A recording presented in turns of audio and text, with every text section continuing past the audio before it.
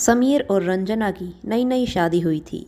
घर में सास, चंदा और वे दोनों, बस 3 ही लोग थे। इस घर को समीर के माँ बाप ने जीवन भर पाई पाई जुटाकर बड़ी मेहनत और अरमानों से बनाया था। वरना आज के समय में दिल्ली में घर बनाना तो दूर की बात है, किराए पर लेना भी बहुत बड़ी बात है। जब समीर कॉलेज में था तब पिताजी दुनिया को छोड़कर चले गए। एक काम वाली बाई आती थी जो सुबह से लेकर शाम तक उनके घर का सारा काम करती थी। रंजना की सास ज़्यादातर बीमार रहती थी, इसलिए उन्होंने काम वाली मोहिनी को लगाया हुआ था। नई नई शादी हुई थी, इसलिए मोहिनी बाई का दिन भर घर में रहना रंजना को अपनी प्राइवेसी में बाधा सा लगता था। इसलिए मोहिनी को बस अब झाड़ू पोछा और बर्तन का काम करने को कह दिया था। बाई की दोपहर की गैर हाजिरी से कई छोटे मोटे काम होने लगे, जिनमें से कई काम बिना कहे चंदा जी ये सोचकर कर लिया करती कि बहू को मदद हो जाएगी। लेकिन बहू सोचती कि सासू माँ को मेरा काम पसंद नहीं आता तो खुद कर ले, बीमारी का बहाना करने की आदत है।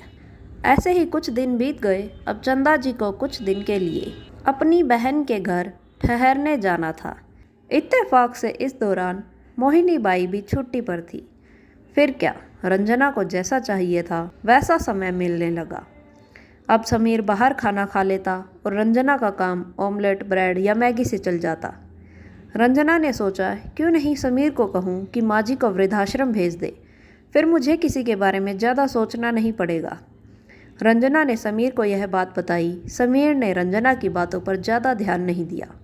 कुछ दिन ही बीते थे कि चंदा जी अपने भाई के साथ 1 हफ्ते के लिए चली गई और इत्तेफाक से एक दिन मौका देखकर रंजना ने समीर से फिर से कहा, क्यों न हम माँ जी को वृद्धाश्रम में भेज दें। सिर्फ एक बार पैसा भरना पड़ेगा और उन्हें भी अपनी उम्र के लोगों का साथ मिल जाएगा। हमें भी अपनी प्राइवेसी के बारे में सोचना नहीं पड़ेगा। चंदा जी की गैर हाजिरी में खाना बनाने की टेंशन नहीं थी, लेकिन घर में निकलने वाले सारे काम तो अभी भी करने ही थे। रंजना को एहसास हुआ कि वह बिना कहे ही जो काम कर लिया करती थी, उनका कितना फ़र्क पड़ता था। छोटे मोटे लगने वाले यह काम भी काफ़ी समय और एनर्जी लेने वाले थे। कुछ दिन बीतने के बाद एक दिन समीर रंजना को कहता है, चलो आज कहीं बाहर घूम कर आते हैं। रंजना बड़ी खुशी खुशी सज धज कर बाहर घूमने के लिए तैयार हो जाती है। समीर रंजना को अपने घर से 1 किलोमीटर दूर एक चौल में लेकर जाता है।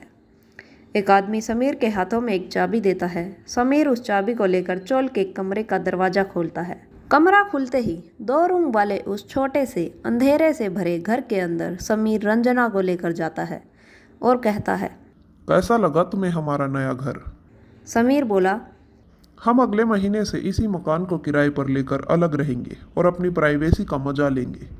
अभी मेरी आमदनी के हिसाब से हम इसी को अफोर्ड कर सकते हैं। रंजना ने समीर से कहा, क्या हम उसी घर में नहीं रह सकते? समीर ने उसे टोकते हुए कहा, सोच समझ कर बोला करो, वह घर हमारा नहीं है, वह माँ बाबूजी का है। तुम्हारे पास 1 महीना है सोचने के लिए कि तुम्हें आगे क्या करना है। दोनों वहाँ से वापस घर लौट आते हैं। पूरे रास्ते रंजना के दिमाग में तरह तरह के विचार चल रहे थे। घर पहुँचते ही उसने समीर से कहा, माना कि यह घर माँ बाबूजी का है, लेकिन क्या हमारा इस पर कोई हक नहीं है? समीर ने कहा, बिल्कुल है, लेकिन माँ बाबूजी के बाद। जब तक वह है तब तक तो नहीं। अगर तुम्हें हक समझ में आता है तो तुम्हें जिम्मेदारियां भी समझ में आती होंगी। सिर्फ हक के बारे में सोचकर और अपनी जिम्मेदारियां भूलकर स्वार्थी होना क्या अच्छा होता है? रंजना के पास समीर के इस सवाल का कोई जवाब नहीं था। उसे मन ही मन पछतावा होने लगा। रंजना समीर से बोली, मुझे माफ़ कर दीजिए, मैं सच में स्वार्थी हो गई थी, मुझसे बहुत बड़ी गलती हो गई। समीर बोला, तुम्हें पछतावा हुआ, मेरे लिए यही काफ़ी है। रंजना सोचने लगी कि उसने अपने क्षणिक सुख के स्वार्थ के लिए इतने नीचे गिरकर ऐसी घटिया सोच अपने दिमाग में आनी दी। सारी बातचीत चंदा जी दरवाजे पर खड़ी होकर सुन रही थी। उन्होंने खुद की तरफ देखा और बोली, हे भगवान, तुम धन्य हो जो ऐसे बेटे को दिया है। उन्होंने दरवाज़ा खटखटाया। बहू ने दरवाज़ा खोला तो उनके हाथों में पकड़ी थैली से गर्मा गर्म समोसों की खुशबू उसको आने लगी। चंदा ने अपनी बहू से कहा, बेटी, वो कोने वाले हलवाई के पास से लाई हूँ, तुम्हें बहुत पसंद है ना? रंजना के अपनी सास के प्रति विचार और सास का उसके प्रति प्यार उन दोनों का फर्क समझ में आते ही उसकी आंखों में पश्चाताप के आंसू के साथ साथ अपने परिवार के प्यार के कारण मुस्कान आ गई।